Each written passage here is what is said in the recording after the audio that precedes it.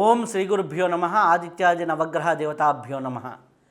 శ్రీ విశ్వవసునామ సంవత్సరంలో ముఖ్యంగా జాగ్రత్త పడవలసిన రాసులేంటి అంటే, ముఖ్యంగా మనం చూసుకున్నట్లయితే మీనరాశి వారికి అదే రాశిలో షష్టగ్రహ కూటమి ఏర్పడటం కొద్దిగా జాగ్రత్త పడాల్సినటువంటి రాశి ప్రధానంగా.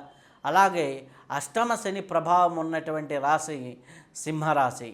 కాబట్టి ఈ రెండు రాసుల వారు కొద్దిగా జాగ్రత్త పడాలి. ఎందుకంటే ఇక్కడ చూసుకున్నట్లయితే ప్రధానంగా వీరికి ఏప్రిల్ మే నెలల్లో కొద్దిగా ఇబ్బందికర పరిస్థితులు ఎక్కువగా కనిపిస్తున్నాయి. కాబట్టి ఈ రెండు రాసుల వారు జాగ్రత్త పడి శని భగవానుకు సంబంధించినటువంటి రెమెడీలు చేసుకుంటూ, అలాగే రుద్రాభిషేకం ముఖ్యంగా శివాలయాలు దర్శనం చేసుకొని రుద్రాభిషేకం చేసుకుంటూ ఉంటే చాలా అద్భుతంగా ఉంటుంది.